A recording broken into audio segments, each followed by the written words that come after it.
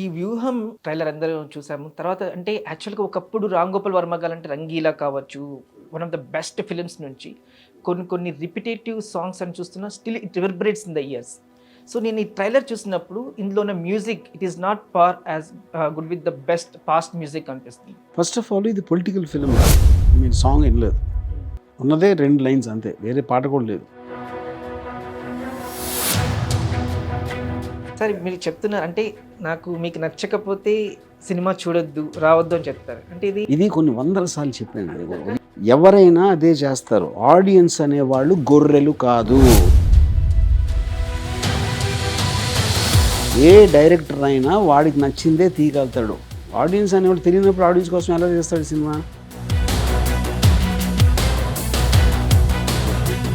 ట్రైలర్‌లో గాని చూసుకుంటే ఫస్ట్‌లో కూడా చంద్రబాబు నాయుడు గారి స్కిల్ డెవలప్‌మెంట్ కేస్‌కి సంబంధించినవి కొన్ని విజువల్స్ అయితే చూసాం. సో ఇప్పుడు ఆ కేస్ అనేది జరుగుతూ ఉంది అండ్ దాని తరపున కూడా ప్రూఫ్స్ అనేది కూడా కరెక్ట్‌గా సబ్మిట్ చేయలేదు. సో అట్లాంటివన్నిటి కూడా డీటెయిల్‌గా ఈ మూవీలో మనం ఏమైనా చూడొచ్చు. ట్రైలర్‌లో చూస్తే జంతికలు అనేది ఒక సౌండ్ ఇంపాక్ట్ క్రియేట్ చేస్తూ ఆ పర్సన్‌ని హైడ్ చేశారు. ఎవరో అని అడగను ఎందుకంటే ఖచ్చితంగా మీరు ఎవరు అనుకుంటున్నారు? అది మీరు నిన్ను అడిగారు. మీరు చెప్పాలి. మీరు చెప్పండి. తిండిపోతానా? అదే మీ ఉద్దేశం? నేను అంటలే, మీరు అంటున్నారు. అంటే లోకేష్ గారు దాదాపుగా 3,000 కిలోమీటర్ల పాదయాత్ర చేశారు. సో ఈ పాదయాత్ర అంటే 1-2 సందర్భాల్లో మినహాయించి ఎక్కడ కూడా ఆపకుండా అందరినీ కలుస్తూ ఉన్నారు.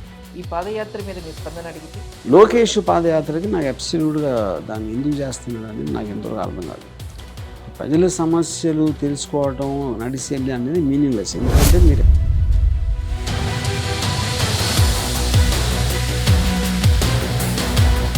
చాలా చోట్ల కూడా మీరు చెప్పారు మీరు ఇంతవరకు ఎక్కడ కూడా ఓటు వేయలేదు. మీకు ఎక్కడ ఓటు ఉంది సార్? ఏ కాన్స్టిట్యున్సీలో ఉంది? తెలియదు నాకు. ఎందుకంటే ఎప్పుడు ఓటు లేదంటే నేను ఇప్పుడు ఆబ్వియస్లీ నేను 40 ఇయర్స్ నుంచి ఓటు వేయట్లేదు. నాకు ఎక్కడ తెలుస్తుంది ఎక్కడ ఉందో. యాక్చువల్గా ఒక సొసైటీని ఇన్ఫ్లుయెన్స్ చేసే వ్యక్తి మీరు. అంటే ఇప్పుడు మీలాంటి వ్యక్తులు చాలామంది కూడా కమ్ లెటెస్ట్ ఓట్ అని చెప్తుంటారు, బీ ద చేంజ్ అని చెప్పేసి ట్యాగ్ లైన్స్ పెడుతుంటారు, హ్యాష్ ట్యాగ్స్ పెడుతుంటారు. వాళ్ళని చూసే వరకు ఓటు వేయాలనే విషయం తెలియకపోతే అంతకన్నా ఎదవలు ఉండరు. వాళ్ళు ఎన్నుకున్నది గవర్నమెంట్ అయితే ఇంకా మన కర్మ.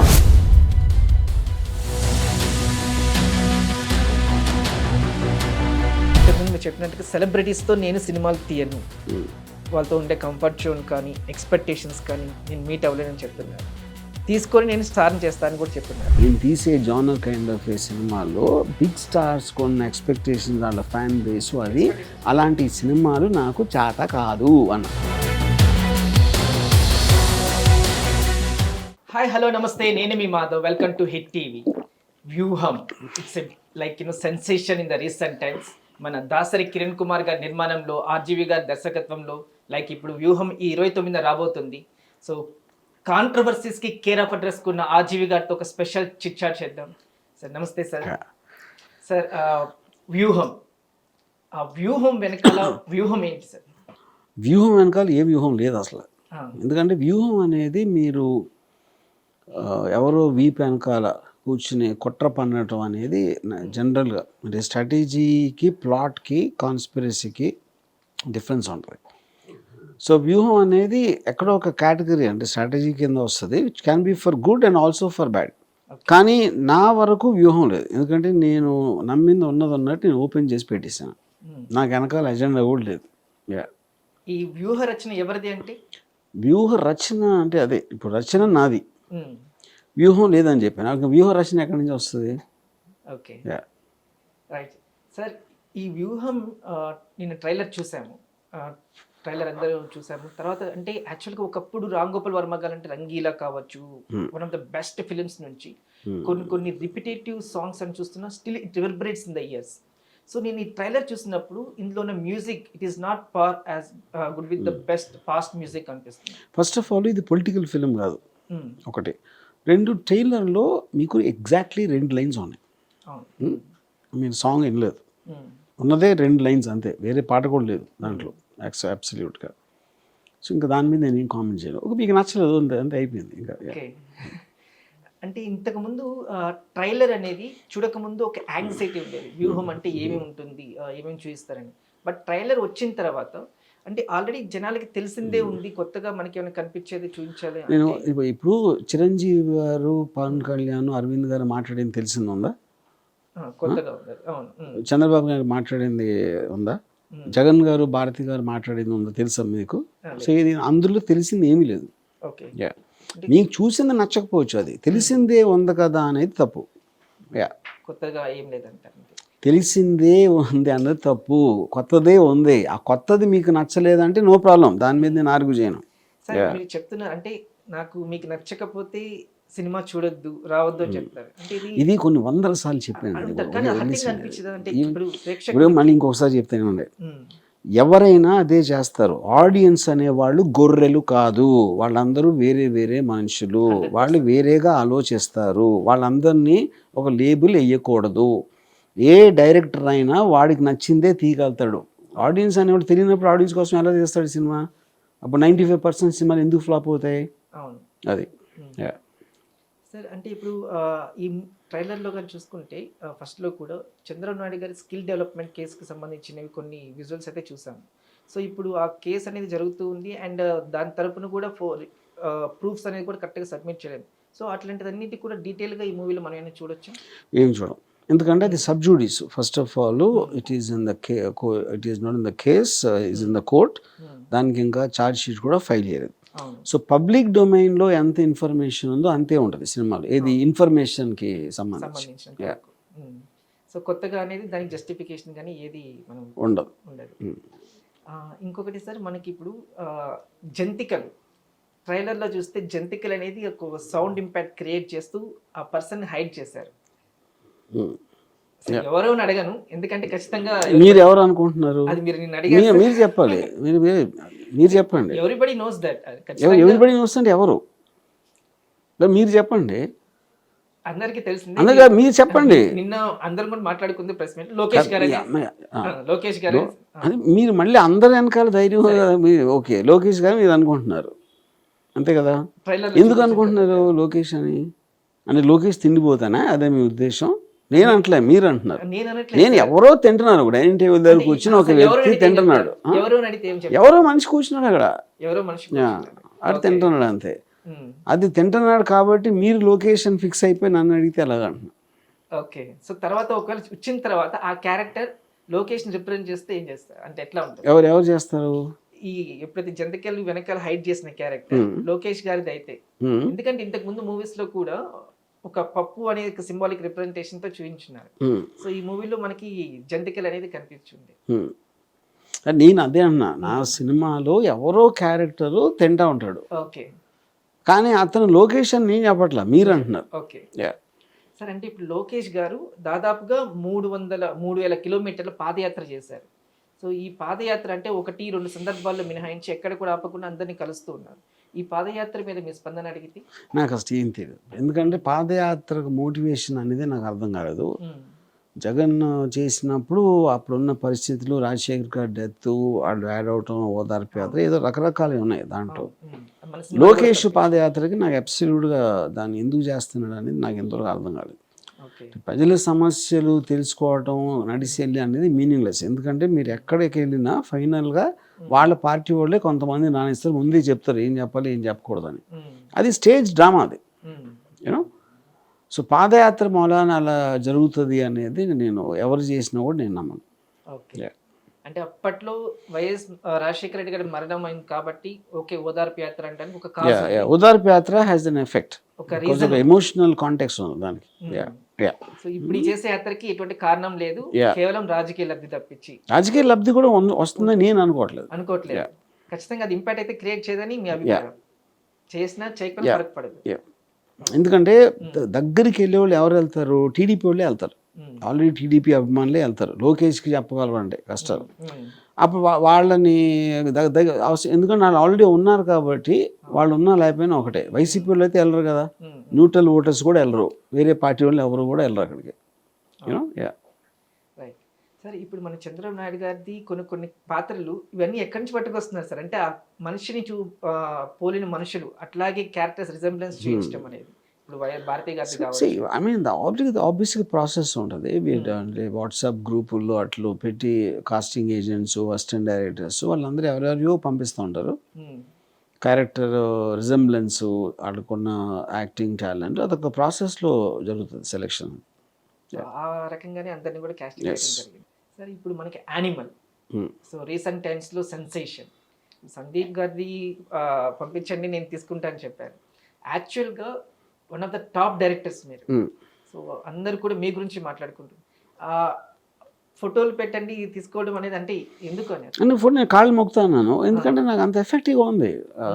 The kind of a new innovative things what he did, I was very affected and that is just a gesture of submission. అంత ఎఫెక్టివ్ సినిమా మీ నుంచి ఎందుకు రావట్లేదు అంటే సార్? నాకు ఆ కెపాసిటీ లేదు కాబట్టి తీస్తున్నారు కదా. అదే సందీప్ అంత టాలెంట్ నాకు లేదమ్మా, అదే కదా. అంటే ఇంతకు ఉండి ఎందుకు దాచుకుంటారు ఎవరైనా? Right sir. రీసెంట్గా చూస్తే మనకి పార్లమెంట్లో సెక్యూరిటీ బ్రీచ్ జరిగింది, తెలిసే ఉంటుంది మీకు కూడా.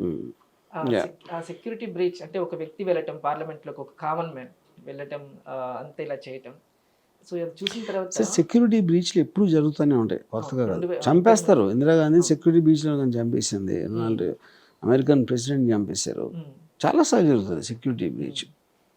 సో ఇప్పుడు ఉట్టి పొగ పెట్టడం అనేది పెద్ద సెక్యూరిటీ బ్రీచ్ కాదు. మనిషిని చంపేసే సెక్యూరిటీ బ్రీచ్లు జరిగినప్పుడు ఇదంతా ఇది అమిత్ షా గారి అంటే వైఫల్యం అనుకుంటారా? రిడిక్యులస్. అది ది పాయింట్. ఇంతమంది జనాలు వచ్చే చోటకి పొరపాట్లు జరుగుతాయి. దాని మూలన ప్రైమ్ మినిస్టర్ లేకపోతే అమిత్ షా హోమ్ మినిస్టర్గా రిజైన్ చేయాలి అంటే అది రిడిక్యులస్ థింగ్. అది ఆ టైంలో ఎవ్వరు ఉన్నా కూడా జరిగేది అది. ఖచ్చితంగా జరుగుతుంది. ఓకే సార్, కమింగ్ టు మన జ్యుడిషియల్ సిస్టమ్ తీసుకుంటే, సో ఎప్పటికీ అంటే జ్యుడిషియల్ సిస్టమ్ మీద మీ అభిప్రాయం ఏంటి సార్? ఫస్ట్ నాకు first of all I have no idea about law and all that. ఎవెన్చువల్గా జ్యుడిషియల్ సిస్టమ్ అన్నా ఏ సిస్టమ్ అయినా ఎంత చెట్టుకు అంత గాలిలాగా అక్కడున్న కంట్రీలో అన్నీ అదే లెవెల్లో ఉంటాయి. ఒకటేమో బెటర్గా ఒకటి తక్కువగా ఉండదు. ఇప్పుడు ఈ జ్యుడిషియల్ సిస్టంలో మనకి అంటే ఇప్పుడు కొంతమంది కేసులు కావచ్చు, ఏదైనా కావచ్చు. ఇప్పుడు ఫర్ ఎగ్జాంపుల్ చూసుకుంటే వివేకానంద రెడ్డి గారి కేసే తీసుకుందాం, ఇంకొక 2 నెలల్లో 5 ఏళ్ళు కావస్తుంది. సో ఇప్పటికీ ఎవరు ఏంటి అనేది ఒక కంక్లూజన్కి అయితే ఎవరు రాలేదు. సో ఇట్లాంటి కేసెస్ ఇట్లా ఉన్నప్పుడు జ్యుడిషియల్ సిస్టంలో మనం చూస్తున్నప్పుడు ఆ ఇంపాక్ట్ ఏదైనా ఒక ఎడ్యుకేటివ్గా, ఇన్ఫర్మేటివ్గా వ్యూహంలో ఎక్స్పెక్ట్ చేయొచ్చు. ఆ ప్రాసెస్కి వ్యూహం సినిమాకి అసలు కనెక్షన్ లేదు. పాయింట్ 1. ప్రాసెస్ అనేది మీరు eventually have to take in to consideration over work of the courts. ఇంతమంది జనాభాలు ఎన్ని కోర్టులు ఉన్నాయి ఏంటి అదన్నీ 100 రకాలు ఇవి ఉంటాయి ఆ కాంప్లెక్సిటీ ఆఫ్ ద కేస్ దాంట్లో. సో మనం కంప్లైంట్ చేసే ముందు అసలు మనకు ఆ ప్రాసెస్ తెలీదు, దానికి ఉన్న కాంప్లెక్సిటీస్ తెలీదు, దానికి ఉన్న ప్రాబ్లమ్స్ కూడా తెలియదు. అలాంటప్పుడు నోరు మూసుకోవడం బెటర్. ఇప్పుడు వైఎస్ వివేకానంద రెడ్డి గారిది వ్యూహంలో గ్లిమ్సెస్ అయితే ఉంటుంది ఖచ్చితంగా. ఎంతవరకు ఏంటనేది 29వ తారీఖున చూడాలి. రైట్. అయితే సో కమింగ్ టు మనకి 2014లో TDP and Janasena party alliance కలిసి పోటీ చేశారు. మళ్ళీ 2019లో విడివిడిగా పోటీ చేశారు, ఓడిపోయారు. మళ్ళీ ఇప్పుడు రాబోయే ఎలక్షన్స్లో 2024లో కలిసి పొత్తుతో పోటీ చేస్తున్నారు. సో ఈ పొత్తు అనేది ఎంతవరకు ప్రభావం ఉంటుంది? అది ఆన్సర్ చేయగలిగే ఒకే ఒక 2 వ్యక్తులు, ఒకళ్ళు దేవుడు, ఒకడు పవన్ కళ్యాణ్. అంటే ఎట్లా అంటారు? మీరు వాళ్ళిద్దరు ఎవరినో అడగండి, నాకు తెలీదు ఆన్సర్. ఉట్టి వాళ్ళిద్దరే చేయగలుగుతారు అంటున్నా. అలాంటి అభిప్రాయం లేదు నాకు. అది ఇదే నా అభిప్రాయం. ఎందుకు చేస్తున్నారు అనేది వాళ్ళిద్దరికీ తెలియాలన్నా. అంటే అది కాంగ్రెస్ ఇప్పుడు మనకి కాంగ్రెస్ అనేది తెలంగాణలో ఎలాగైతే ఇంపాక్ట్ చూపించిందో, ఆంధ్రప్రదేశ్లో వైఎస్ఆర్ పార్టీ మీద ఈ పొత్తు అనేది ప్రభావం మేము చూపిస్తున్నాం. నాకు తెలియదు, ఎందుకంటే నేను పొలిటికల్ ఈక్వేషన్స్ అలాంటివన్నీ నేను అసలు నాకు తెలియదు. నాకు ఇంట్రెస్ట్ కూడా లేదు. చాలా ఇంటర్వ్యూస్లో మేము విన్నాము, చూసాము. పొలిటికల్గా అంతగా అవేర్నెస్ లేదంటారు, పొలిటికల్గా నాట్ ఇంట్రెస్టెడ్ అంటారు. కానీ తీసేవన్నీ కూడా political. I'm interested in political psychology, not the systems and not పరిపాలన ఎలా ఉంది, ఈ పొత్తులు ఇలాంటి మ్యాథమెటిక్స్ అని నాకు తెలియదు. బట్ బోత్ ఆర్ ఇంటర్రిలేటెడ్ కదా. They are outcomes. My interest is in the drama of the people, not about what they are doing.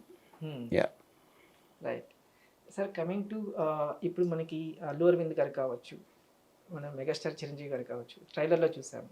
And ఎప్పుడు కూడా చెప్తూ ఉంటారు ఇవాళ గ్రేట్ అడ్మైరర్ ఆఫ్, ఇష్టపడి పవన్ కళ్యాణ్ చాలా అమితంగా ఇష్టం అని. పార్టీ పెట్టి చాలా సంవత్సరాలు అవుతుంది. ఏ రీజనల్ పార్టీకైనా విత్ ఇన్ 2 years కావచ్చు, Hmm. అంటే ఒక ఉనికిని చాటుకోలేకపోతే అంత ప్రాముఖ్యత ఇంపార్టెన్స్ ఉండదు. బట్ ఇన్ని ఇయర్స్ అవుతున్నా కానీ ఒక ఎమ్మెల్యే సీట్ అది కూడా చేయలేకపోయారు. Hmm. సో ఒక అభిమానిగా అడ్మైర్ చేసే వ్యక్తిగా పవన్ కళ్యాణ్ గారికి మీరు ఏమైనా సజెషన్ ఇవ్వాలనుకుంటున్నారు, చెప్పాలనుకుంటున్నారు? నేను ఎవరికి సలహా ఇవ్వను, నేను ఎవరి సలహా తీసుకోను. Hmm. Both ways I will only comment on what I think is happening. కానీ ఎందుకు ఆ కామెంట్ చేయటానికి వాళ్ళకున్న ఇష్యూస్, వాళ్ళకి ఎనీ గివెన్ టైమ్ ఎలాంటి ఫోర్సెస్ వాళ్ళ మీద వర్కౌట్ అవుతున్నాయని చాలా చాలా ఫ్యాక్టర్స్ ఉంటాయి. అలాంటప్పుడు బయట నుంచి సలహా ఇవ్వటం అనేది మీనింగ్ లేదు. నేను ఫీల్ అవుతున్నది చెప్పొచ్చు. నేను ఫీల్ అయింది ఆల్రెడీ చెప్పాను. దానికి అర్థం ఒకటి దేవుడికి అలాగే తెలియాలని. కానీ ఏదో ఒక రోజు అవుతారని మీరు అనుకుంటున్నారా, అవ్వాలని కోరుకుంటున్నారా? నాకు డిఫరెన్సే పడదు. నాకు పవన్ కళ్యాణ్ సీఎం అయినా యాక్టర్ అయినా చూడటానికి బాగుంటాడు కాబట్టి నాకు యూట్యూబ్లో పొలిటికల్ మీటింగ్ చూసినా, తన సినిమా పాట చూసినా, సీన్ చూసినా నాకు ఒకే ఆనందం కలుగుతుంది. నాకేమి డిఫరెన్స్ రాదు. ఎందుకంటే సీఎం వీళ్ళైనా ఎవరైనా సరే ఏమి డిఫరెన్స్ రాదని నా బిలీఫ్. అంటే మీ బిలీఫ్ ఓకే, కానీ ఎవరైనా కానీ అంటే కరెక్ట్ వ్యక్తి ఉండే నాయకుడు కరెక్ట్ వ్యక్తి ఉంటే 100 మంది గొర్రెలకి ఒక సింహం లాంటివి ఉంటే ఆ మిగతా లీడ్ చేస్తారంటారు. ఇప్పుడు చాలా చోట్ల కూడా మీరు చెప్పారు ఇంతవరకు ఎక్కడ కూడా ఓటు వేయలేదని. మీకు ఎక్కడ ఓటు ఉంది సార్? ఏ కాన్స్టిట్యున్సీలో ఉంది? తెలియదు నాకు. ఎందుకంటే ఎప్పుడు ఓటు లేదంటే నేను ఇప్పుడు ఆబ్వియస్లీ నేను 40 years నుంచి ఓటు వేయట్లేదు. నాకు ఎట్లా తెలుస్తుంది ఎక్కడ ఉందో? యాక్చువల్గా ఒక సొసైటీని ఇన్ఫ్లుయెన్స్ చేసే వ్యక్తి మీరు. అంటే ఇప్పుడు మీలాంటి వ్యక్తి చాలా మంది కూడా కమ్ లెటెస్ట్ ఓట్ అని చెప్తుంటారు, బీ ద చేంజ్ అని చెప్పేసి ట్యాగ్ లైన్స్ పెడుతుంటారు, హ్యాష్ ట్యాగ్స్ పెడుతుంటారు. వాళ్ళని చూసే వరకు ఓటు వేయాలనే విషయం తెలియకపోతే అంతకన్నా ఎదవలు ఉండరు. వాళ్ళు ఎన్నుకున్నది గవర్నమెంట్ అయితే ఇంకా మన కర్మ. సెలబ్రిటీస్ వచ్చి చెప్పి ఓటు వేయండి అనే వరకు ఓటు వేసేవాడికి అసలు ఓటు వేయాలని తెలియకపోతే దాని అర్థం ఏంటి? ఎదవలు ఎన్నుకుంటున్నారు గవర్నమెంట్ అని. సో దాని మొలాన ఒకళ్ళు ఓటు వేస్తారని నేను బిలీవ్ చేయను అసలు. కానీ రాజ్యాంగం మనకు కల్పించిన ఒక హక్కు కాదు అది. హక్కు ఓటు వేయటం, కానీ ఓటు వేయకపోతే జైల్లో పెట్టరు కదా. అది పాయింట్. అప్పుడు నాకు ఎవరు గవర్నమెంట్లో ఉన్నా నాకేమి డిఫరెన్స్ పడదని నేను నమ్ముతాను. మీకు పడకపోవచ్చు కానీ చాలా మంది అనగారిన ప్రజలకు కావాలి, అది వాళ్ళు చేసుకుంటారు. నాకెందుకు వాళ్ళ గురించి? ఒక రెస్పాన్సిబుల్ సిటిజన్ గా నేను ఇర్రెస్పాన్సిబిలిటీ అని ఫీల్ అవుతా ఓటు వేయటం. ఎందుకంటే నా క్యాండిడేట్ తెలీదు, పార్టీ తెలీదు, వాళ్ళు ఏం ప్రామిసులు చేస్తున్నారో తెలీదు, లాస్ట్ నెరవేర్చారా లేదా తెలీదు, చేసిన వాళ్ళు ఎలాంటి ఎఫెక్ట్ వస్తుందని అది కూడా నాకు తెలియదు. ఎందుకంటే నేను వేరే వాటిలో బిజీగా ఉన్నా. అలాంటప్పుడు ఏమీ తెలియని వాడిని నేను వెళ్ళి అసలు ఒక ఇన్ఫ్లుయెన్స్ ఎందుకు చేయాలి ఓటేసి? ఎంత బిజీగా ఉన్నా కనీసం ఓటు రోజు అంటే ఎలక్షన్ బిజీ కాదు, వాళ్ళ గురించి తెలియాలి కదా, తెలుసుకోవాలి కదా. దానికి నాకు టైం లేదు, ఇంట్రెస్ట్ లేదు అంటున్నా. అదే నేను చెప్పేది. అంటే సార్ ఎవరి మీద కోపం? బేసిక్ గా ఎవరి మీద నాకు కోపం లేదు. నేను నా పనుల్లో బిజీగా ఉన్నా. కోపం వచ్చేంత వాల్యూ నేను ఎవరికి ఇవ్వను.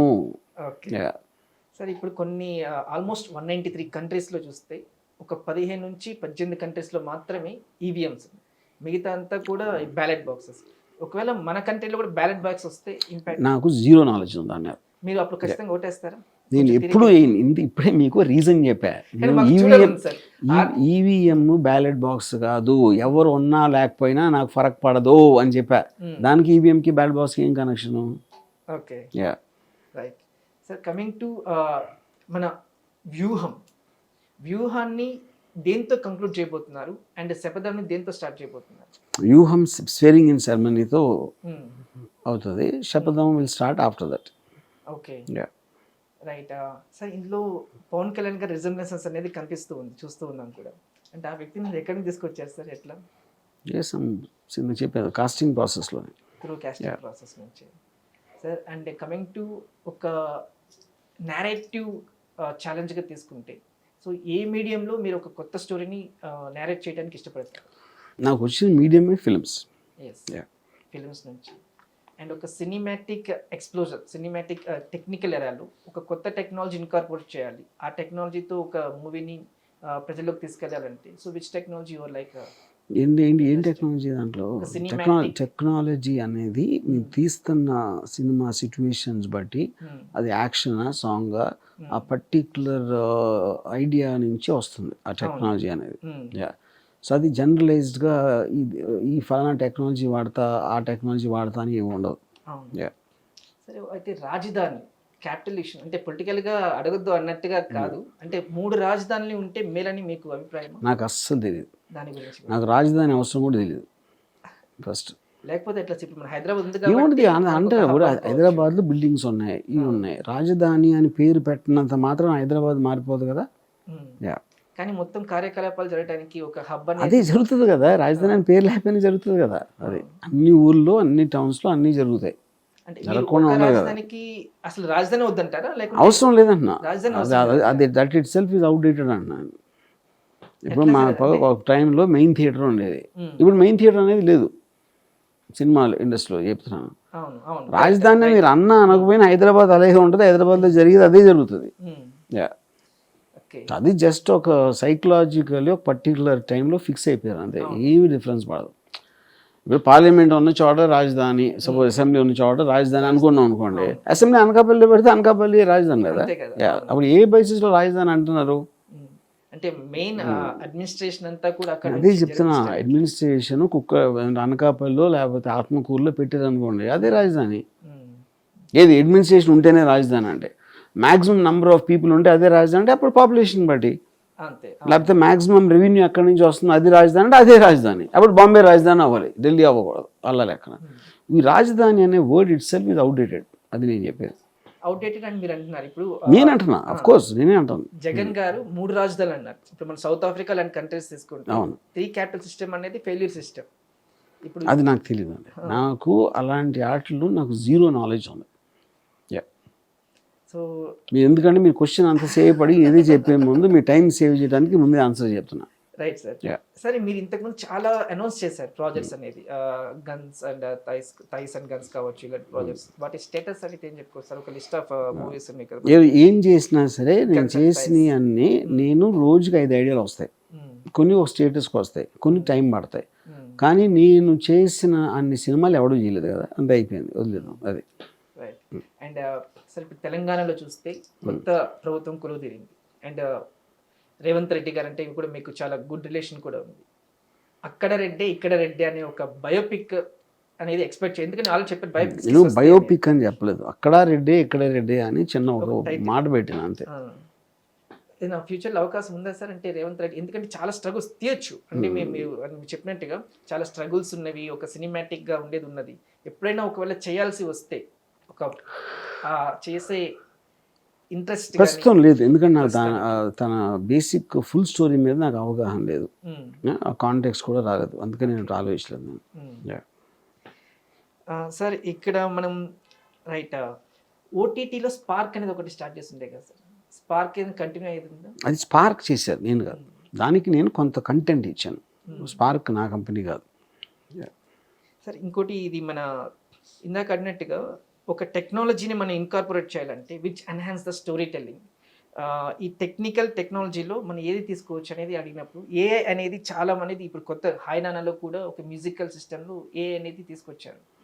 ఫ్యూచర్ ప్రాజెక్ట్స్లో ఏఐని మీరు ఫ్యూచర్ ప్రాజెక్ట్స్ కదా, ఏఐ అన్ని రంగాల్లో ఉంటుంది, దాని అప్లికేషన్స్ అనేది మెడిసిన్లో ఉంటుంది, సినిమాలో ఉంటుంది, or various other aspects, almost ఆర్మీలో ఉంటుంది, అన్ని చోట్ల. So that is just an enhanced intelligence application of computer machines. You know, అది సినిమాలో ఏ వాడటం అలా ఉండదు, అన్ని చోట్ల వాడతారు అది. సార్ వ్యూహంలో ఒక హిడెన్ థింగ్, ఒక బాగా ఇంట్రెస్టింగ్ థింగ్, ట్రైలర్లో కొన్ని చూసిన వాటిని చూస్తే శవరం అంటే శవరం అయితే గానీ వివరం తెలియదు అనేది, అది ఎందుకు పెట్టాలని అనిపించింది సార్? అది ఎక్కడ మీరేమనుకుంటున్నారు? నాకు అంతకేం తెలియలేదు, అంటే శవరం అయితే అంటే మీరేమనుకుంటున్నారో అని అడుగుతున్నా.